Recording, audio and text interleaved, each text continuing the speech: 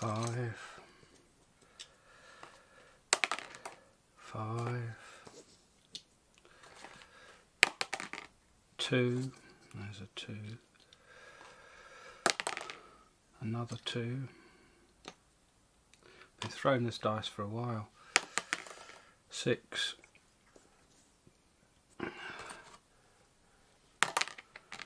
and every time I get a number I'm sticking it on the appropriate column, so 1s, 2s, 3s, 4s, 5s and 6s. There's a 3. Now in theory one dice is random, and so each of these numbers should be equally likely, so they should all grow at the same rate. But that's the sort of thing that happens. The dice misses the box. But random events are unpredictable, so you don't always get the same shape in theory as you actually get in practice. There's a 4. So though they should all be the same level, random variation means that they're not. We seem to be particularly short of 6s. There's another 4. Now what are we expecting next? Well, you might say a 6 because I'm short of 6s, but that's not the way probability works. Doesn't matter what's happened with the last throw because each throw is independent, so it has no memory of what happened last time. So this dice does not recall that it's rather short of 6s.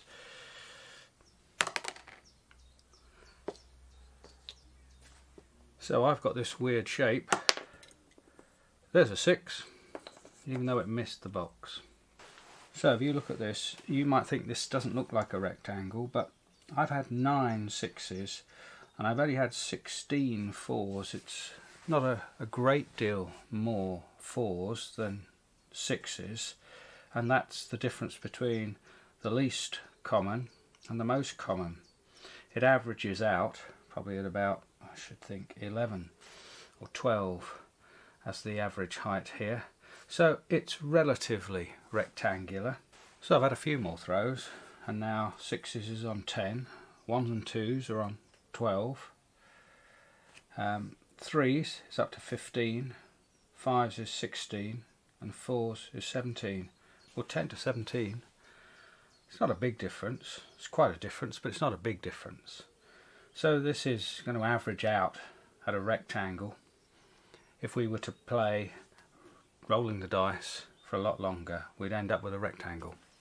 That's why a uniform probability event, such as rolling of a dice which has got 6 equally likely sides, is called a rectangular or uniform distribution. But that's only got one random effect. One dice, one random effect. What would happen if I had 2 dice? So if I rolled 2 dice and I added them together, what would be the effect? What shape would I get? So this is the theoretical shape of the probability distribution. You can see that it is shaped like a rectangle. All of the events 1 to 6 are equally likely, so they make columns of the same height. The experiment didn't quite turn out like this, but that's down to random variation. So perhaps you'd like to pause the video and roll a dice for your own experiment. Now you'd need to make at least 60 rolls to have a fair chance of getting an approximate rectangle, but if you don't try, you'll never know. Now I've been throwing these 2 dice for a while, 6, 2, 3, 4, 5, 6, and you can see I've now had 1, 2, 1, 3, 2 4s, 2 5s, 3 6s, a 7, an 8, a 9, 2 10s, an 11, and there's a gap here. I've not had a 12 yet. I've not rolled a double 6. So 9, it's going to go there. So I'm going to build up this diagram. There's another 7. Now I've been throwing a little bit longer, and you can see there's a pattern occurring here. I've not had many of the numbers at the end, at the low end, the 2. I've not had any 12s, I've had a few 10s and 11s. But I'm getting many more of these numbers in the middle. And this is the effect of rolling 2 random things together and adding them. So although on their own they produce a rectangle, when you put them together they're not making a rectangle. You can see the dice obviously have a mind of their own. That one was very keen to jump straight into the box. So these 2 dice here, if I throw them, they get added together. There's another 8. And if you add or combine random effects, then you lose the rectangular shape. And you start to get a shape which has a central tendency. There's an 8. Oh look, I finally rolled a double 6, and there it is. This doesn't look like a rectangle, it looks like it's going up to the middle and down the other side. It's looking more like a triangle. So I'm going to throw a few more and we'll see what we finish with. Well, there we are, we've finished. Had 3 2s, 3 12s. I had 6 10s, only had 6 4s, and right in the middle 6 7s and 8s. They had most of the outcomes, so there was this central tendency, and that's what happens if you add together 2 random effects. So what do you think might happen if you go from a rectangle to a triangle here? If you've got 3 random effects, what shape might you get? So this is the theoretical shape of the probability distribution for 2 dice. You can see it's a nice triangle. It's got symmetry about the mean, and it's equally likely to get 2s as you are to get 12s, which is what we saw in our experiment. So again, it's a triangular shape. So you might want to pause the video now and do your own experiment. This time I'd figure that you should do something like 90 rolls if you want to see if you can get a better triangle. Right, I've got 3 dice now. I'll throw them in here, add them together. That's a 7. So there's 7, or is there? Shall I put there? 7. I need space to go all the way across to 18 and all the way down to 3, so I'm going to need quite a lot of space here. So if I angle it that way, I should have a bit more space. So let's see what happens. There's a 5, so that was a 7. That needs to be a 5. I need a bit of a gap. And there we've got a 10, so if that's 7, that's 8, 9, and that's 10. So you can see how I'm going to go on with this. So I've had a few more throws here. And you can see I've got 2 9s and 2 10s. It's a 17. And I think this was a 4. 9, 8, 7. No, it was a 5. And I wonder what you think. Would you expect to get more 9s and 10s than you got these numbers? Which number do you think would occur the most frequently if I throw 3 dice? Look, there's another 5. That's just exactly what we expected, wasn't it? Well, these are random events. They are getting combined. 3 random things added together won't give you a predictable outcome. But the big values will balance out some of the small values. So is that why you get a central tendency? Look, there's another 5. So I finished there. 9 turned out to be the most common number. 11s finished in second place, the second most common. I never got any 16s or 18s. I got a 3. But I've still got this effect. Very little at the 2 ends and everything grouped in the middle. So although there are 3 dice and each die has a rectangular distribution, so its contribution to this sum is flat, when you put those 3 rectangular distributions together, they seem to create a central tendency. We saw with 2 dice that we got a triangle. I wonder what sort of shape we think this is. It's certainly going up and perhaps coming down like that. What do you think might happen if we had more than 3 random effects added together? being accumulated or combined. This is the shape that we get theoretically from rolling 3 dice, so it's a bit neater than the one I got.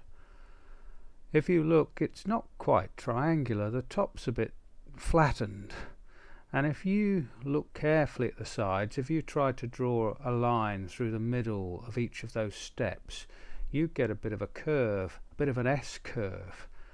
So what's happened here to this triangle, it's almost like someone squeezed the middle in a little. But that's when you've got 3 dice. Now again, you might want to do your own experiment. This time, to get a decent chance of a shape like this, you're probably going to need to roll your dice about 150 times. So we've looked at effects of 3 dice added together. Well, they're all random effects with the same size, and in real life that very rarely happens. So I thought with my next experiment I'd introduce a 4th dice. Again, they've all got the same size, they can all give you numbers from 1 to 6, but I'm adding to this a 10-sided dice which goes from 0 to 9, and an 8-sided dice which goes all the way from 1 to 8. So now the effects, which are going to be accumulated, so we're going to go for the total, are not all of the same weight. So this 8 and this 9 going to have a bigger effect, a bigger potential effect than any of these 4 dice. So let's see what happens. I can see that my minimum possible score is 5 and maximum possible score is 41. So I'm expecting something around here, the 25 mark, as being the most common. And we shall see what's going to happen. I'm going to keep a tally. I'm going to use a marker and make a bar chart here to show the results. What have we got there? That's a 6, 11, 16, 21, 22, 24. So that's a second 24. So you can see I've done a few results, and already I'm just getting results in the middle, nothing much at the edge. Look, a whole lot of very small numbers there. A 0, a 2, a 1, 2 3s and a 4, giving me my smallest value of 13. And now look, I've just got 34, my biggest total. I got an 8, 2 5s and a 6 there. There's another 8, so I've got almost the biggest things I can on almost all of the random factors, and that's given me 34. Still a long way from 41, but we're starting to get, well, if I were to balance this lot, you'd look around 23, wouldn't you? 22, 23. Looking quite industrial at the moment, more like a power station than anything I was expecting. Anyway, perhaps we're leading towards that bell curve. See what we've got here. So I've got 16, 20, 22 again. Just had 3 22s in a row. I'm still very short of 21s. But do you think generally that we've got this bell-shaped curve? If a few of these 22s and some of these 20s, they'd been 21s, this wouldn't be so tall and this would be a more filled up area. So it's all pretty close, and that's really the way we need to view this. Right, I've just had 33, so I've now got every value from 11 to 35. And if you look on this side, you'll notice, with this one exception, that each time the steps are just going up as you're coming in towards the middle, which is really the right sort of feel we should be getting here, as it's ascending towards a high point and then coming down the other side with symmetry. Got a few things are missing. 27s seem to be a bit short, 24s pretty close to 25s, but we've got random variation here, so I think we're getting closer and closer to that bell-shaped curve. Right, I'm going to stop there, running out of space at the top. But what we can see is we've got a sort of symmetry here. We've got these numbers about the same sort of height, both sides. here, here, here and here. We've got a lot of symmetry. These low ones down here and a few little ones down here. So we've got a line of symmetry sort of coming up here, and that's very typical of a normal distribution. And if you were to extend, perhaps you might be forgiven for thinking that perhaps it could go something like that, which would be our normal bell-shaped curve. How ironic, at that enlightened moment the sun came out and you couldn't see the drawing I'd drawn. So you couldn't see the bell-shaped curve or the writing here that says bell-shaped curve. So that's my summary. Enlightenment, you can remember the sun wiping out the picture.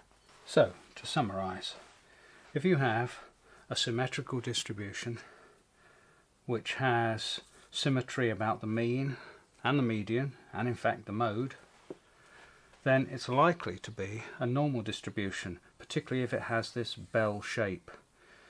And we've seen that the normal distribution is something that occurs whenever you have a set of random factors, different random factors, all influencing a value.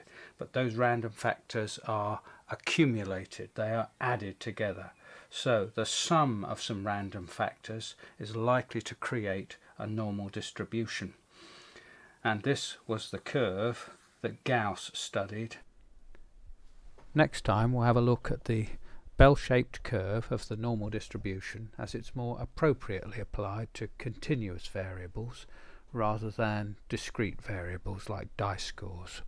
So thanks for watching, and please like and subscribe.